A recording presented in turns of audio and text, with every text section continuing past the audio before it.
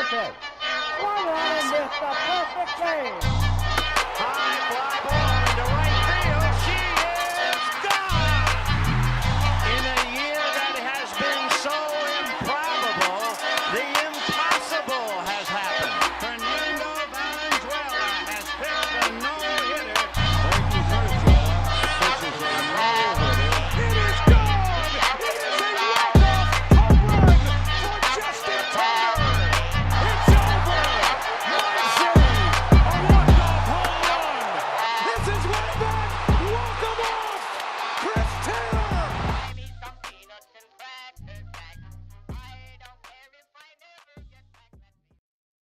World Series Game 1.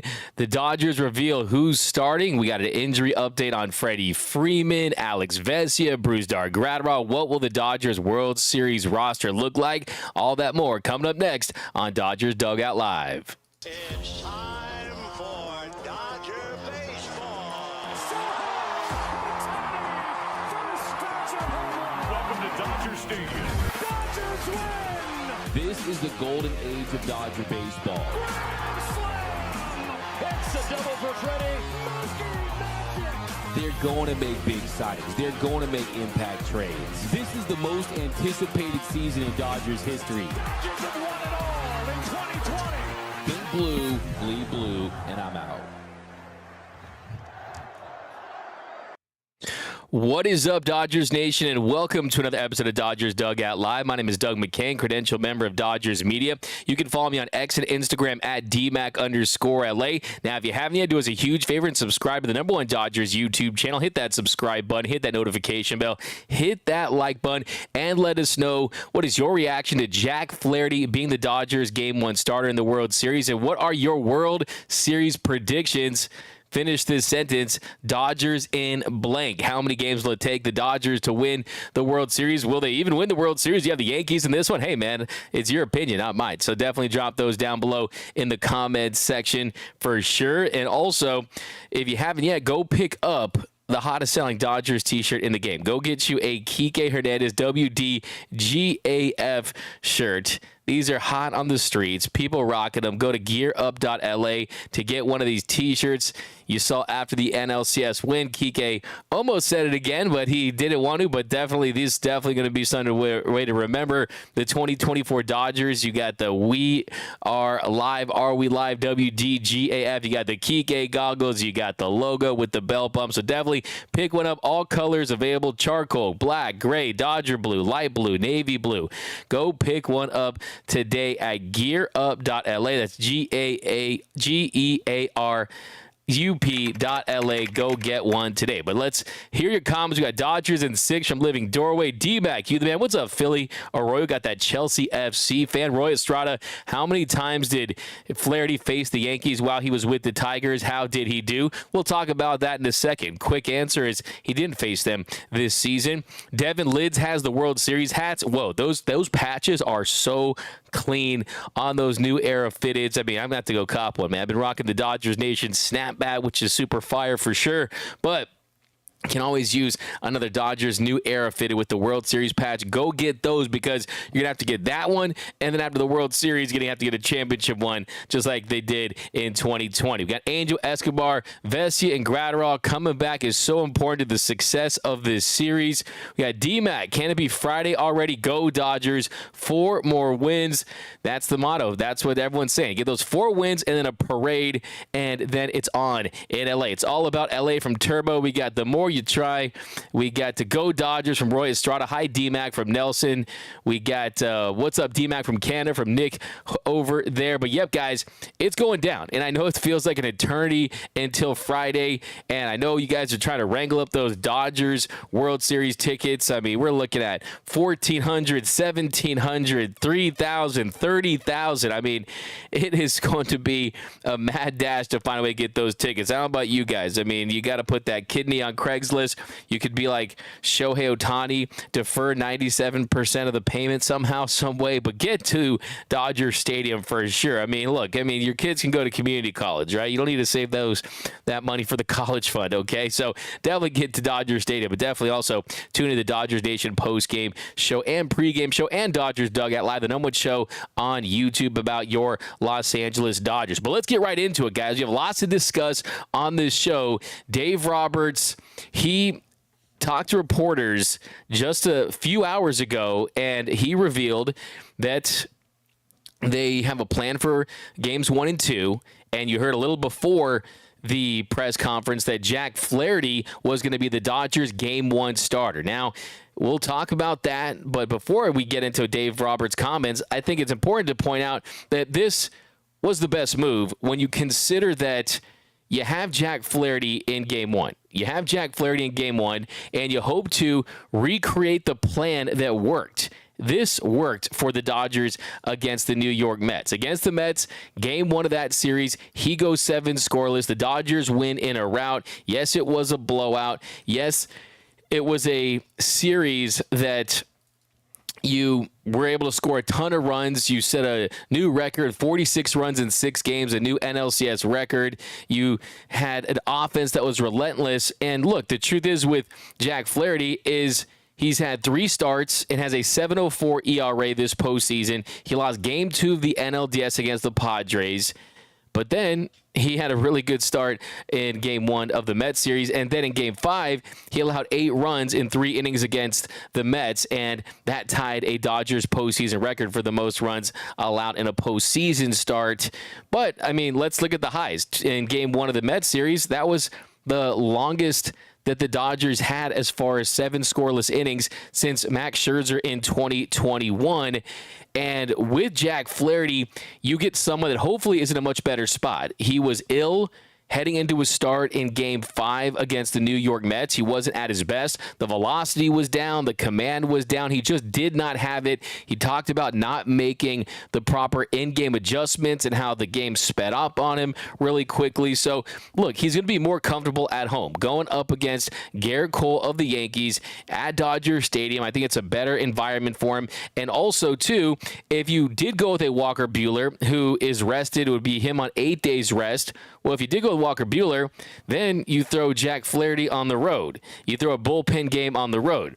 What the Dodgers know now, proof of concept, is that Walker Buehler can handle it on the road at a New York ballpark in what's going to be colder weather. So you already have that checked off, is that Walker Buehler's got that dog, he's got that experience. So Jack Flaherty at home made sense. Also, Jack Flaherty made more sense than having Yoshinobu Yamamoto. I saw people talking about Yoshinobu Yamamoto as the game 1 starter. And if you saw the show yesterday, you heard what I had to say. That was never an option. Yoshinobu Yamamoto, is he the Dodgers' best starting pitcher right now?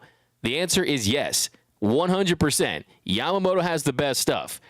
His 3 starts, a 5.11 ERA, but most of that came when the Padres scored 5 runs against him in his first start. And you look at how he performed in game 5. He was great. He had 5 scoreless innings. And then game 4 against the Mets, he went 4 1/3 innings, allowed 2 runs, but had 8 strikeouts, had a ton of swing and miss. But you could never go with Yoshinobu Yamamoto in game 1. That was never an option for this team because the way the schedule is lined up, you need to get 2 starts each potentially from the starters that you have available. Remember, this is not a team that's deep on starting pitching right now because of all the injuries. You essentially have less than 3 starters with the way that they're going in these games, right? Only Jack Flaherty has pitched past the 6th inning. Only Jack Flaherty has gone and has been able to put together a true quality, kind of old school style starting pitching role type of job that he's done, right? He's been able to do that. Outside of that, you basically have 2.5 starting pitchers, and with Yamamoto, he's slotted to go for game 2. He's going to be on the bump for game 2 for the Dodgers, and then he'll be able to go in game 6. So you'll have him for game 2 in a potential game 6 at home, and you'll be able to get him on some normal rest. And you couldn't have done that if you got him in game 5. You would have had to go on 4 days rest, and it would have made sense for Yamamoto. They weren't ever going to do that. So this lines it up perfectly because you now have these starts, 2 each, and then you can work in bullpen games as well if you need them to. Because if you would have had Yamamoto going game 1, then it would have guaranteed at least 2 bullpen games. And yes, they have been successful in these bullpen games. There's no doubt about that. They've won 2 out of 3. And we'll talk about the bullpen a little bit when we get to Alex Vesia and Bruce Dargrado. We have an update on them. But this made total sense. I love this. I think that Jack Flaherty is due for a bounce-back start. I think he feels comfortable at home. With the Tigers this season, he did not go up against the Yankees. The last time he faced the Yankees was back in 2023. And in that start, he did go 6 scoreless.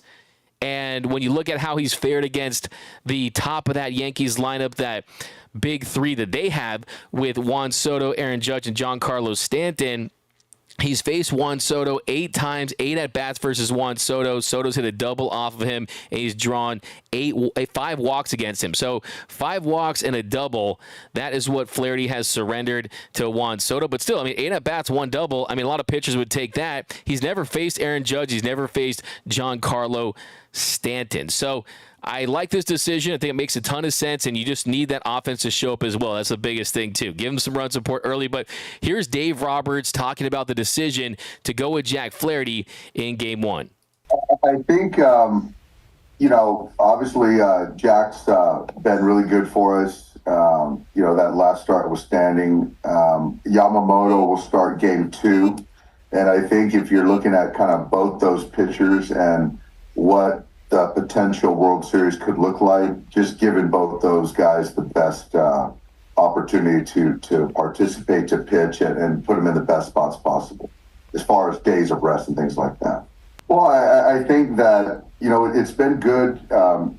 Obviously, the experience, the way to kind of navigate an outing, he's seen it all. And, even looking at his last start in New York, I think that, self-admitted that certain parts of that game sped up on him. And I think that's a lesson to be learned. And so I think that with Jack, the experience, that's another experience moment for him that I think that can kind of help him in this series right now. So I think that, we got through it, we weathered it. No pun intended. I think he's healthy now. And he'll spit out a good one on Friday.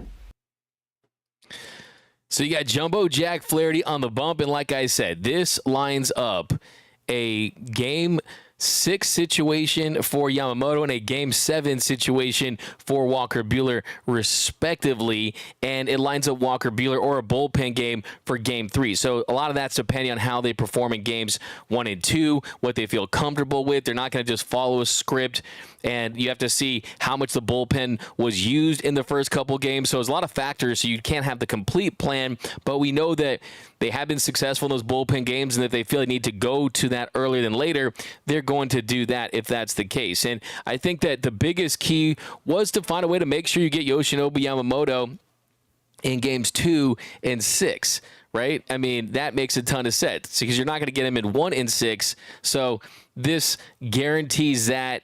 And you got to feel pretty decent about this because, look, I mean, the fact they're in the World Series going up against a New York Yankees team that has a lot of explosive hitters in that offense, you're just going with what you have. And what you have is a Jack Flaherty who has been one of the best starters in baseball this season. Is he a true superstar, frontline ace level pitcher on a World Series contending team? No, he's not that. I mean, realistically, he's more of a number 2, possibly a number 3, one of those guys, but he is quality. And when he goes out there and he has the fastball command, he's executing his slider, he has his knuckle curve, he's working all 3 pitches, he's setting up his secondary stuff with good command, he can go out there and be effective. And he's proven that.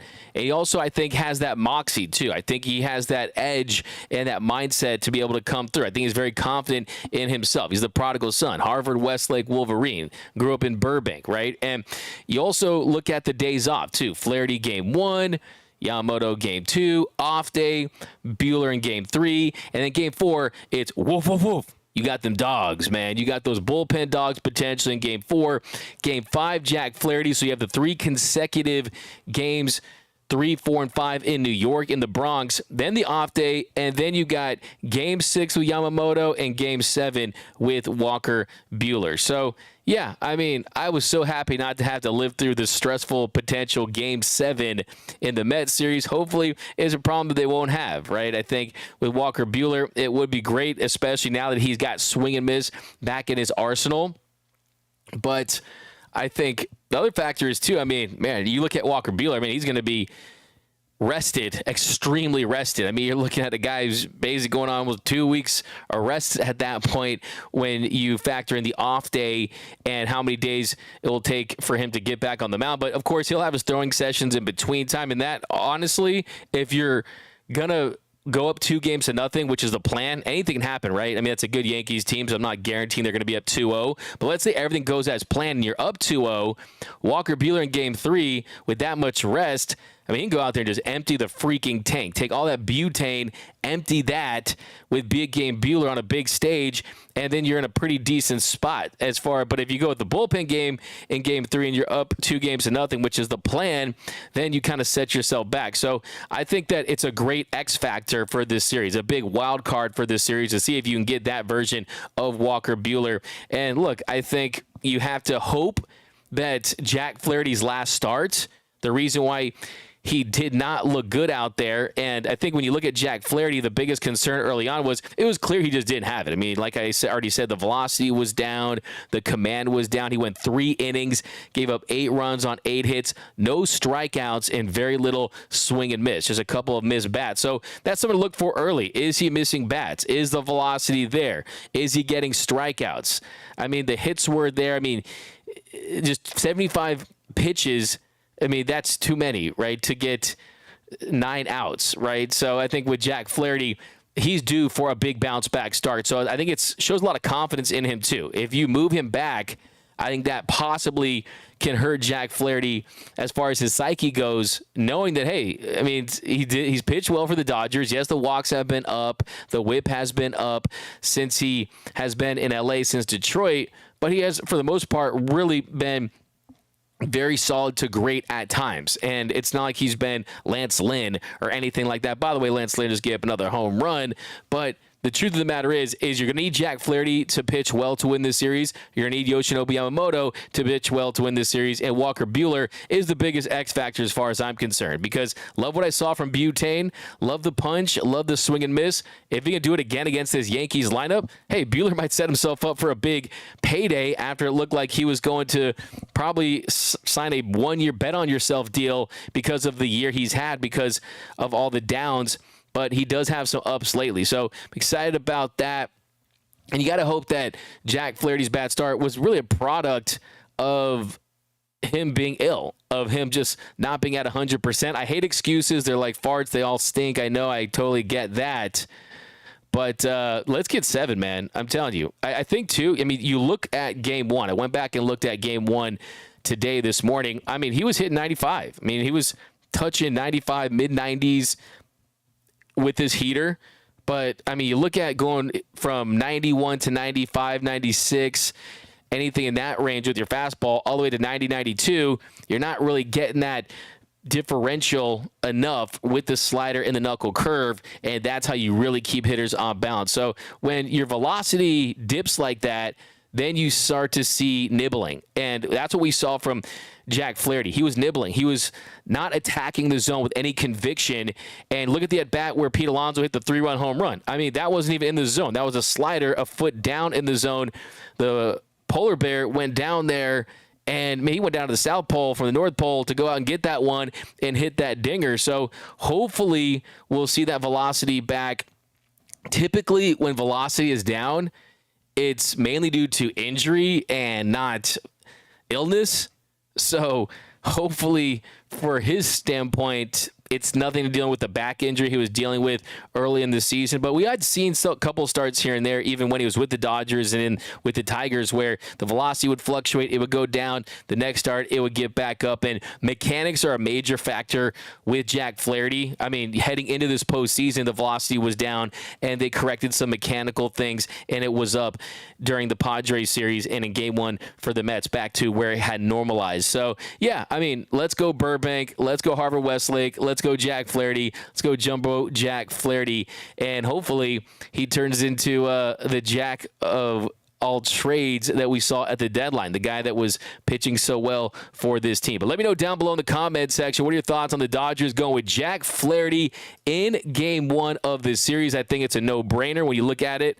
We got D-Mac one game at a time, then Grizzly Bear wins. We got Go Dodgers, Ray Soto. Nothing against Cole. He wasn't with the Astros till 2018, but still got to rock him. Yeah, no, absolutely. I mean, Garrett Cole is a hometown kid, a Southern Cal kid, a UCLA Bruin. But now it's time for the UCLA Bruin, Dave Roberts, to beat the Trojan in Aaron Boone. We got Jack versus Cole. Yikes. We got Yankees are cooked if the Dodgers light up Cole from Rosa Mosa.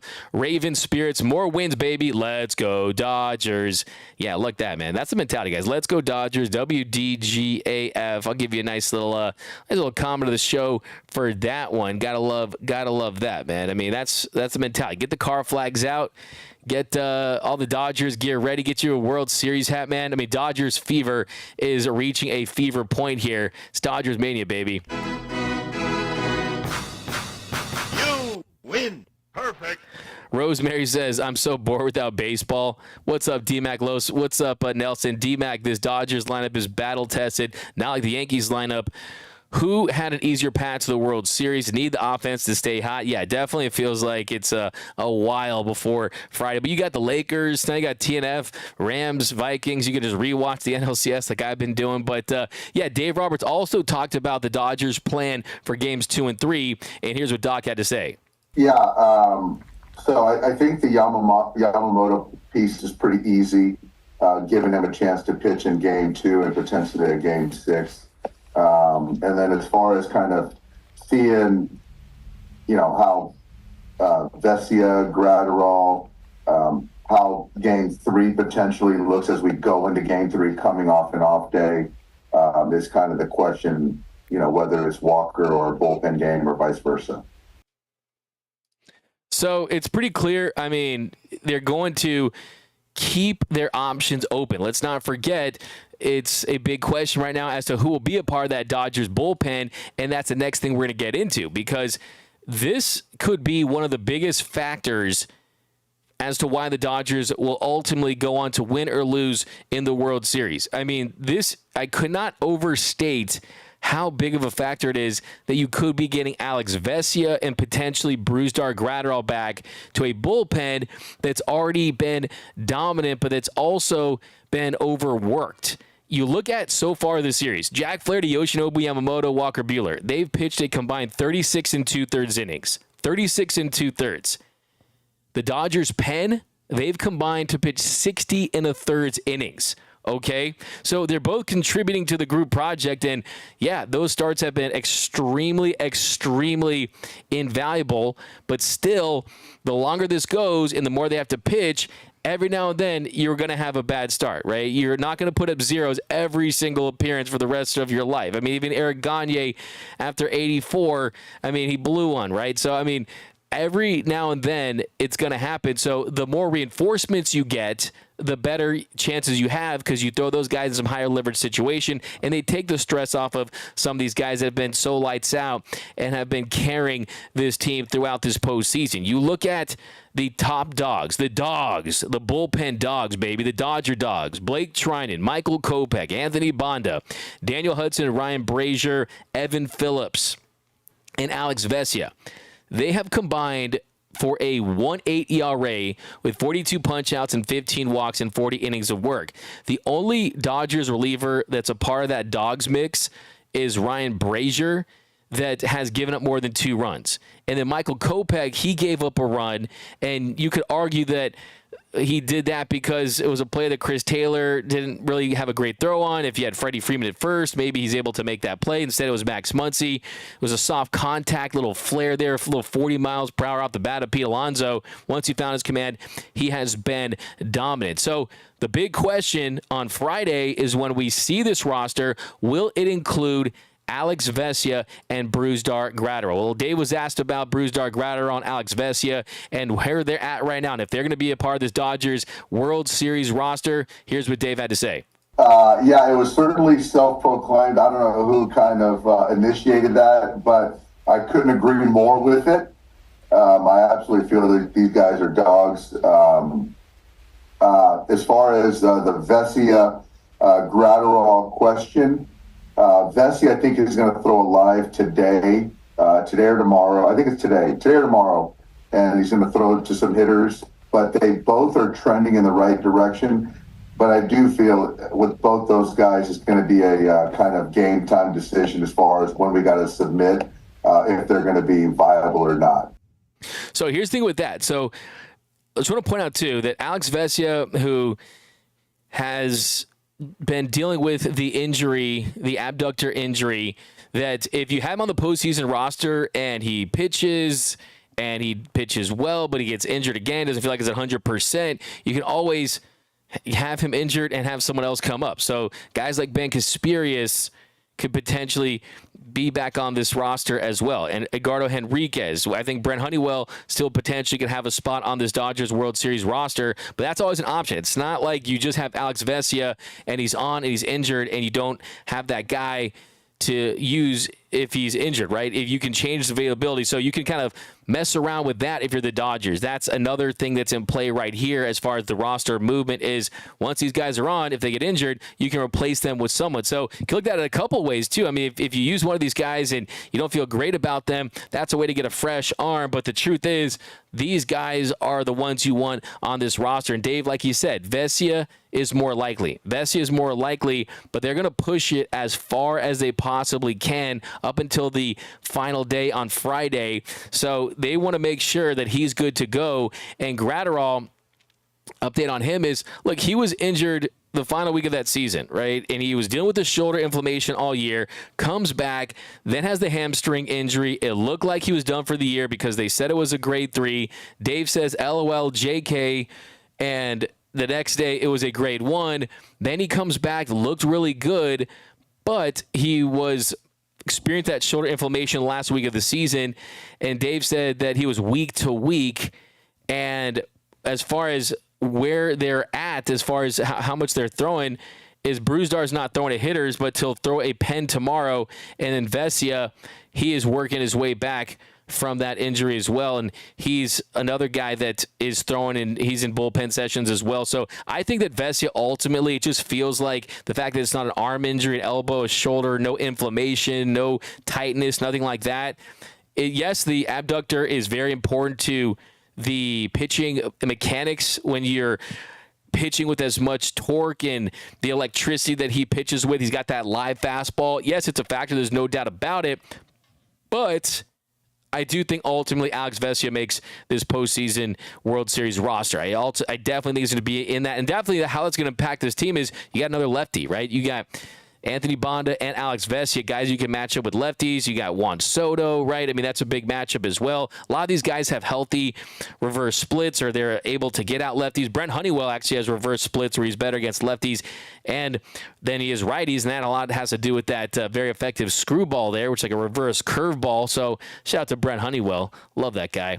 And I think that this bullpen is in a great position because of the rest, too. I mean, you're getting a lot of days off.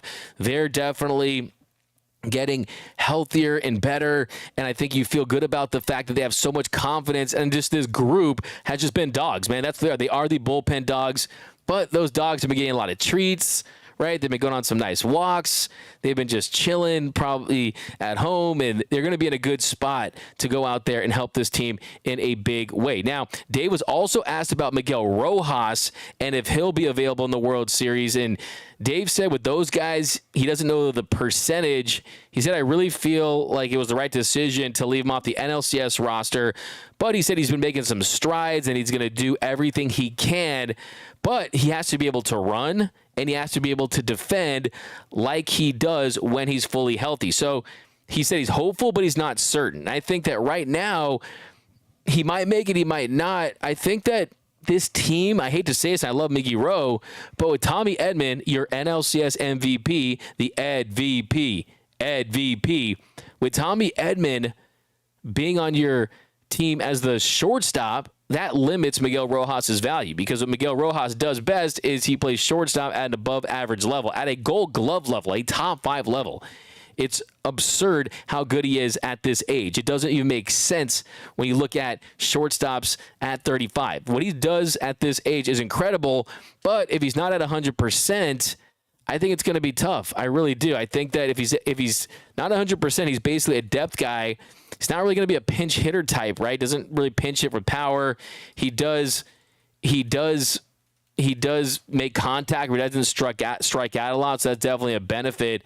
But, yeah, I just think that sports hernia, I mean, he's going to have to undergo surgery in the offseason. And I think that he wants to be on this World Series roster, and he wants to play through it. But the last thing you want is Miguel Rojas out there in a situation where if Kevin Kiermaier, I mean, he could make it over Kevin Kiermaier, right? Kevin Kiermaier could also be a late-game substitution in center field, right? You don't need Miguel Rojas to be a late-game substitution at shortstop when you have Tommy Edman. So it's going to be tough. It's kind of one of those things where do you really want to mess with the momentum that they have with the lineup and the position players they have? Now, as far as Gavin Lux is expected to be in the lineup for Game 1.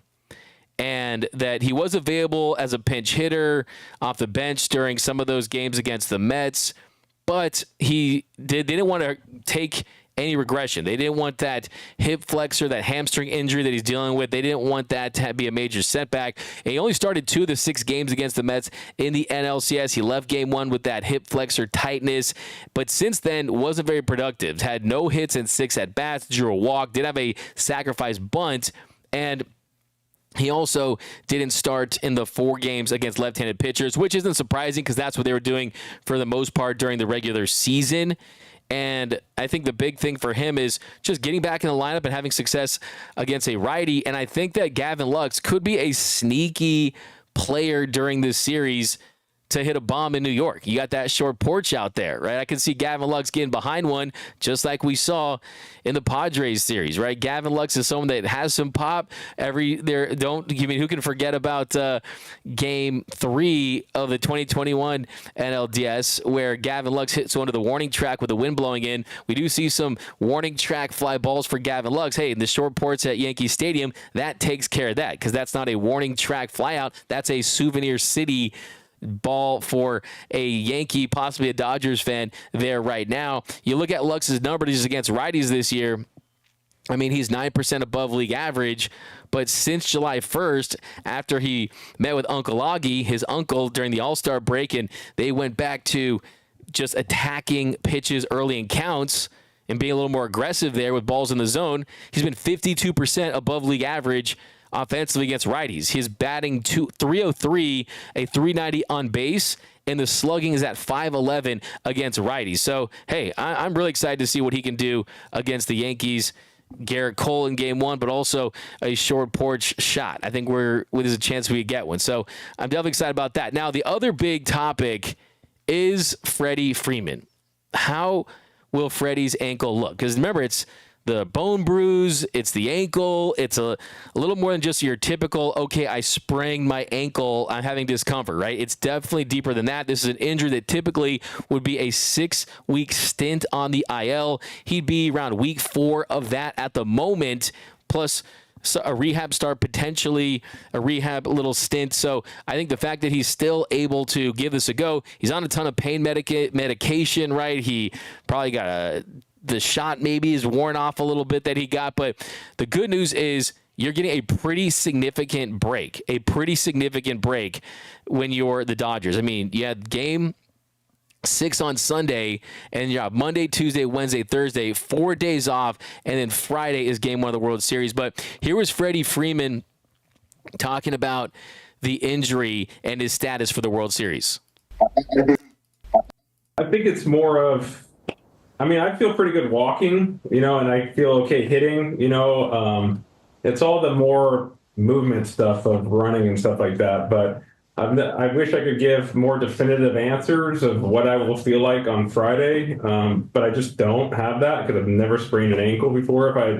If I had broken a wrist and was coming back from that, I could at least give you guys exactly how I feel and what I could look forward to. But right now I'm on my 3rd day of not running. So I think every day, like today, I'll go through, I'll do Dino drills, I'll hit, I'll obviously have a full day of treatment. So, but I'm not going to run because I want to get this thing as calmed down as I possibly can to have get my best self and be ready to go by game 1. So just trying to do the best I can. I wish I could give more definitive answers of what I would feel like in 3 days. But again, when you get hurt, I think every day away from that injury and every day you treat it, and it's only going to be better. So I'm hoping that these pretty much 6-7 days that I will have off since I didn't play in the last one will be what I need to be able to go. Right now, I'm not really thinking about game time decisions. I don't think I think with this time off, it's going to be a 100% go for me on game 1, and we'll adjust off of that after game 1. But I don't think there's any question in anybody's mind that I will be in the lineup for game 1.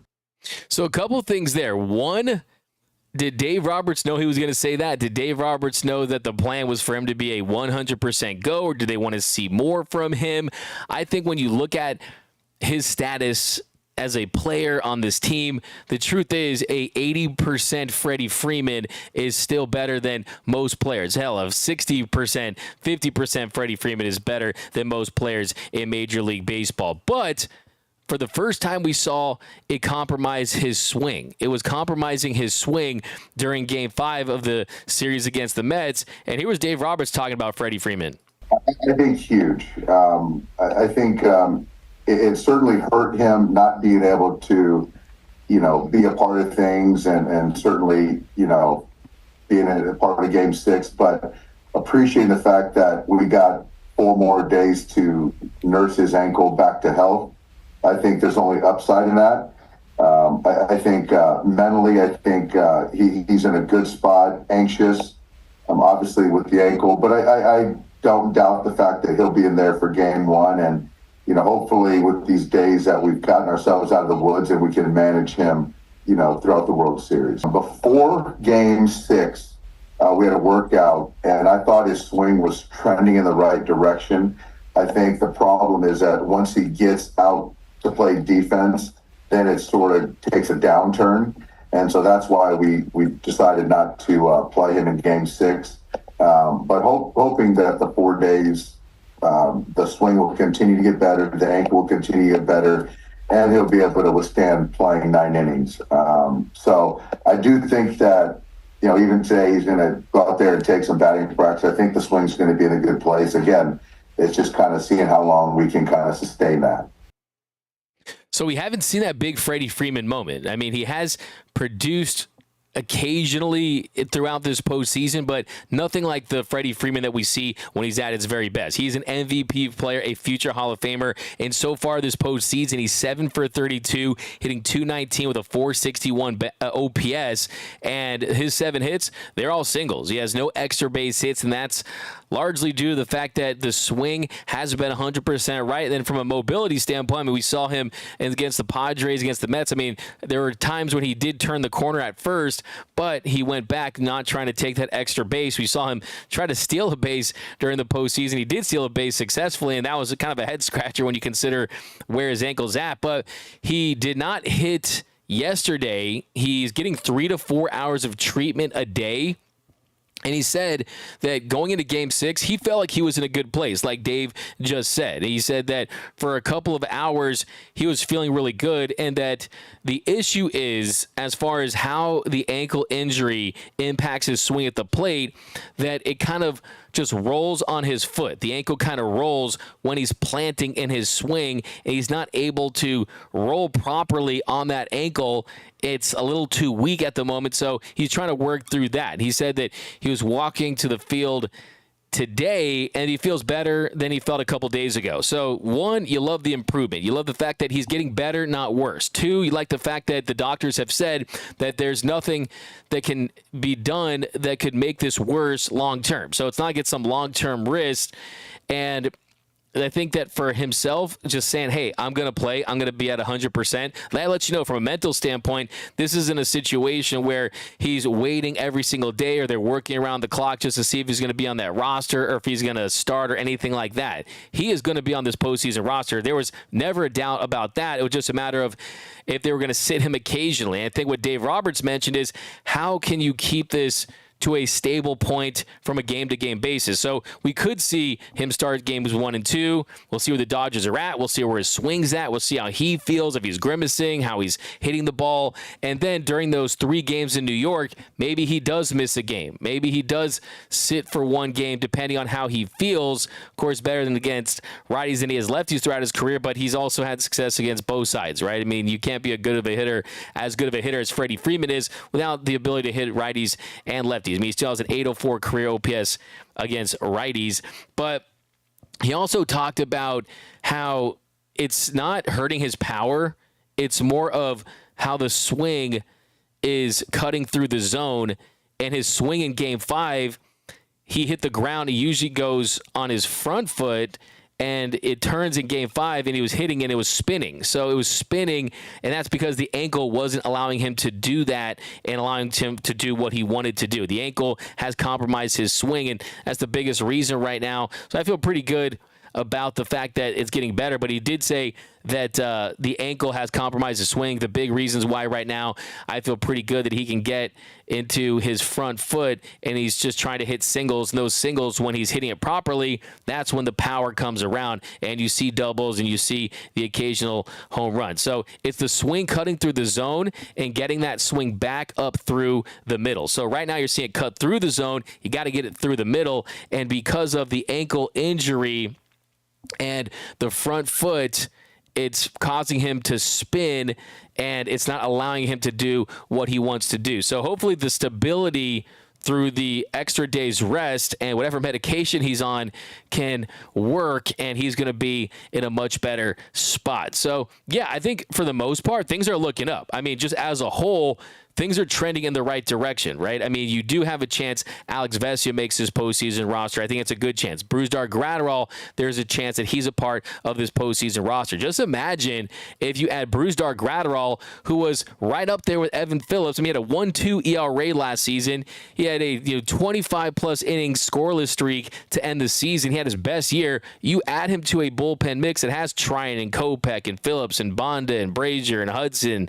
Vesia comes back. I mean, you're talking about the most fierce bullpen, the deepest bullpen that we've seen for the Dodgers during this run. So, I mean, I'm very optimistic about that. Rojas, I almost think it's a situation where you don't have to stress too much about it, because at this point, I mean, do you really want to put Edman back in center field when Andy Pages is emerging?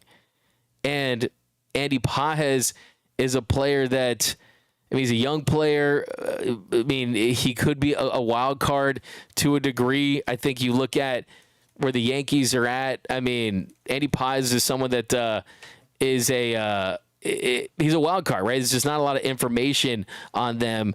And I think for me, it's a tough spot to miss time, then come back in the World Series, right? In the World Series of all series, that's pretty difficult. I mean, that's pretty difficult in this one. I mean, I think it's if it was earlier, then maybe. I mean, you also consider the fact, I mean, it's Carlos Rodon that is going to be their second best starter potentially behind Garrett Cole. And Rodon, that's a lefty. And with Andy Pages, even though he struggled at times this season, he was always raking when he was facing lefties. Not always, but I mean, his numbers against a 900 plus OPS against southpaws, even when there were moments where he was slumping this season, he's had success against left-handed pitchers, and Rodon is a guy that he could get to. So that's another thing you want to factor in as well, is the pitching for the Yankees. And I think you also consider, you got Clark Schmidt, right? He's someone, and Luis Heel, I mean, he's a righty. So they have a lot of righties for sure as far as starters. But yeah, I think it's, for me, the bottom line, what it all boils down to is if Miguel Rojas can't get to at least 95% defensively, then I don't think he should be on this roster. I really don't, because his defense is how he helps you the most. His defense is why he's in Major League Baseball at this stage of his career. He had the best year of his career offensively, and he's capable of getting big hits, but it's not like he's someone that's going to come back and give you doubles and home runs and triples, and he's not a dynamic base runner or anything like that. Chris Taylor, I think, is in a better spot as far as, look, he has a postseason track record. He had a couple hits in the NLCS, big hits to really turn the lineup around. People aren't going to give him credit for it. I get it for sure. But the truth of the matter is I think that I have more confidence in that. I mean, Chris Taylor, I mean, he went 3 for 12 in the NLCS, but much better at bats. He was working some deep counts in there. So I personally love the idea of Kevin Kiermaier in a close game in center field. And that, to me, helps this team more than the alternative, which is having Rojas on this team. Because, look, Pages, I mean, you can also have a situation, too, where you have a substitution for Teoscar Hernandez in left field defensively. So there's options to have defensive substitutions late in games.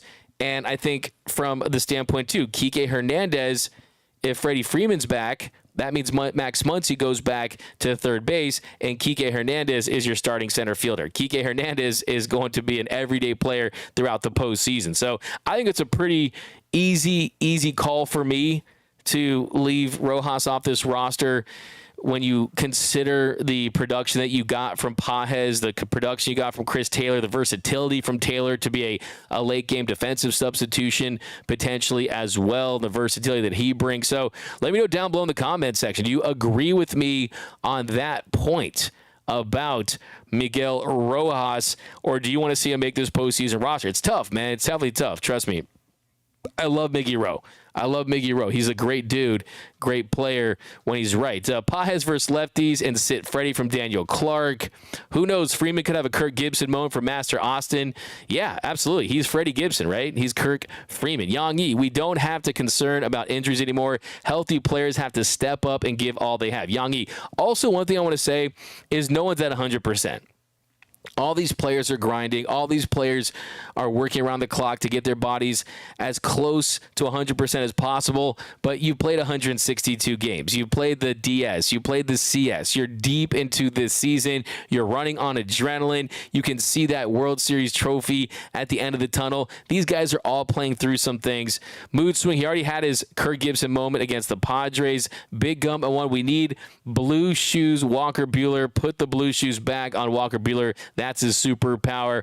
Go Dodgers. What's up, BC? Bilal K, let's talk facts. If Freddie doesn't rebound to finish this series and the regression repeats next season, Vlad Jr. has to be here after next season. I mean, next season will be Freddie Freeman's 4th as a Dodger. He has 3 seasons to go on that 6-year, $162 million contract where he's making $27 million a year. Let's not forget, first 2 years of his Dodgers career, he had the 2 best individual years of his career. So Freddie's going to be fine. I think I could see Freddie really having a big impact on this series. I like the idea that he's having all the time off. And Freddie said himself, look, he has no experience rolling an ankle at the big league level. So this is all new to him. So he doesn't have the prior experiences to give you honest assessments about the recovery time.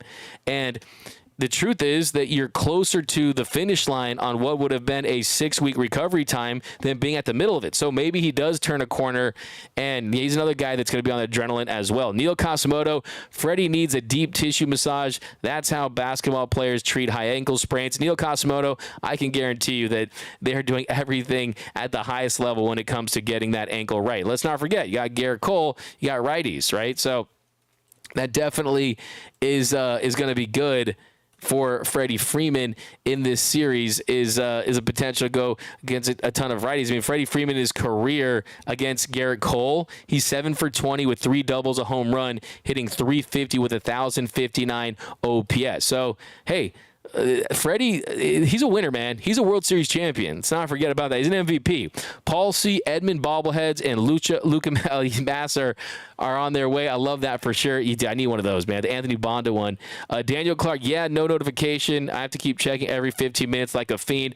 Yeah, I mean, I'll find out what's going on with that. I'm going to contact YouTube. Mood Swing D-Mac, he just needs a Tiger Bomb. Sackzilla 06. There should be a ton more classy ladies at the games with these ticket prices. Okay, interesting. BC, he better not miss any more games unless they're destroying New York. We got basketball fans. Yangi, I hope no bullpen game until game 4. Yeah, I mean, it depends. I mean, in an ideal situation, you're taking full advantage of the starting pitching that you do have, and you are getting length from them, and that's why I think that it's going to really determine the outcome of this series. Is how we love the dogs, but I want to leave the dogs in the cage as much as possible, because that would be an indication that you're getting more length out of your starters. So, yeah, but the truth is, though, I mean, you won 2 out of the 3 bullpen games.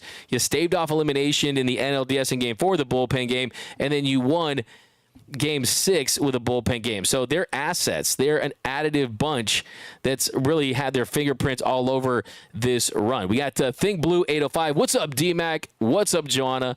Joanna, let's effing go Dodgers. Love that take, baby. That's the mindset, baby. Give you a little fire take action for that one. Fire take. We got to Chris Dudley, Game 3, sacrificial bullpen game again. Rest the big guns in the bullpen, but depending on their use, I like Walker Buehler, man. I mean, they had a plan that worked. They had a plan that worked against the Mets. I'm saying, this is from Jack Geezy, I'm saying Dodgers win first 3, then Yankees Game 4 and 5. Dodgers give the fans in LA a chance to riot after winning in 6 games. Yeah, it'd be the first time the Dodgers let's win a game first, but the Dodgers have not clinched a World Series at Dodger Stadium since Game 6. I mean, since they swept the Yankees in 1963. So, yeah, you love that. How about big old Frank Howard hitting bombs that series? Sandy Koufax, D-Mac, what's up, Dodgers Nation? What's up, Claudia11 over on YouTube? Get a little comment of the show. Rosemary Rodriguez, need Freddie to be good for Game 1 against Cole. Yeah, I mean, Cole has been a mixed bag a little bit throughout the postseason. It's not like he's been prime Kurt Schilling or anything like that. I mean, he does have dominant stuff when he's right. I mean, you saw in the 2019 World Series, he had his moments of dominance, and there was the little sticky stuff situation, the question that he was asked. But throughout his postseason, Garrett Cole, he has a 2.98 ERA in 120 2/3 innings. So, I mean, that's definitely, as a whole, really good. Against Cleveland, had a 4.15 ERA. Then in the 2024 ALDS, had a 3 ERA, 2 pretty nice starts in 12 innings of work. Then in 2019, the World Series, had a 3.86 ERA. So, for the most part, he has been good. I mean, then there's 2021. He only pitched 2 innings there in the wild card game, so he got rocked in that one. So he has had his moments where he hasn't came through, but, I mean, it's like the Clayton Kershaw thing. I mean, when you're on good teams, you get a lot of opportunities in the postseason facing good lineups. Occasionally, you're not going to be at your best, but as a whole, he's been good in the postseason, good to really good. He's had games where he's shoved. And I think when you look at someone like a Garrett Cole, his regular season numbers, they translate. I mean, his strikeouts per 9 in the regular season sits at 10.4 strikeouts per 9. Then the postseason, they go up. I mean, 10.9 strikeouts per 9. So, yeah, I mean, he's going to be tough. I mean, if he's on, Garrett Cole can be a very dominant pitcher. But I like this team's ability to hit fastballs. They've stayed on the fastball and they found their lanes as far as just getting to their spots where they can do damage. So this team has been on the fastball all postseason long, and we know that when Garrett Cole's at its best, that heater is a pitch that he definitely relies on. But we're going to do a full in-depth breakdown of Garrett Cole, and we're going to do a full preview too this next, I think tomorrow we got Jessica Mendoza on the show, but we're going to do a crossover with the Yankees Insider, so be on the lookout for that. We got agreed on Kevin Kiermaier, need players 100% healthy. From Claudia, we got our boy Daniel Macy, keep Tommy at shortstop, let's go Dodgers. Life Journey, Dodgers started rolling when Rojas was replaced, keep him off from Life Journey. Nicole, and look, that's the thing, it's not nothing against Miguel Rojas, but man, when they put Edman at shortstop, and the bat, this guy turned into Corey Seager all of a sudden in the NLCS with the way he was hitting, man. I mean, 11 RBIs. He was just dominant, man. The double, the home run in Game 6. Daniel Clark, love Miggy Rowe, but it would be foolish to temper with Edman. Ohtani and Betts are co-MVPs. We'll get into some predictions a little later, guys. Still early. We have a lot of days to work with. So, but think about those predictions for sure. And definitely have your MVPs, your scores, your games prediction. Love celebrating on enemy turf. That's from BC. Yeah, 81. They did that. Rosemary Rodriguez, Miggy Rowe, we just need your leadership. You did enough, bud, but we need Outman out there. You want Outman out there? Okay. Ricky Flores Tortas can't afford worlds. Oh, come on now. That's ridiculous. That's ridiculous. First of all, how could it? I mean, it's a food. How can it buy a ticket? It's something that you eat before, during, or after a Dodger game. Rosemary Rodriguez Teoscar, Yankee Killers show out. Exactly. I want to know, I mean, I want to ask kind of what when I get a chance to talk to the Yankees, I mean, what did the Yankees get Teoscar Hernandez for Father's Day? Hopefully it was something nice, because he dominated the Yankees in that series during the summertime. Cole has not looked the same since his injury. This is from Fernie Molina. Weaker lineups has been hitting him. I feel the Dodgers will get to him after the first few innings. Go Dodgers. Yeah, snaps. Tommy Lasorda is loving this series, and we're loving Tommy Lasorda. Look, Tommy Lasorda said that Tommy Lasorda about the World Series. You want to get to the World Series, right? You want to get to the World Series because, I mean, that's. I mean, so I've heard people out there saying, man, we're at the World Series. I couldn't take a loss. Now, I mean, we've gotten so far. What did Tommy Lasorda say? The best possible thing in baseball is winning the World Series. The second best thing is losing the World Series. So to have a crack at this, to have a whack at the World Series pinata, a bite at this apple, a bite at the big apple, it's exciting stuff. But a couple more, guys, and we'll be back tomorrow morning. We got Monte Carlo in DMAC. We trust. My man, what's up, Monte Carlo? I see you're a Raiders fan. How you feeling about your Raiders? Delirium 9, Yankees have yet to experience any high-intensity, herring life or death games this postseason. We have. They've had some close games, man.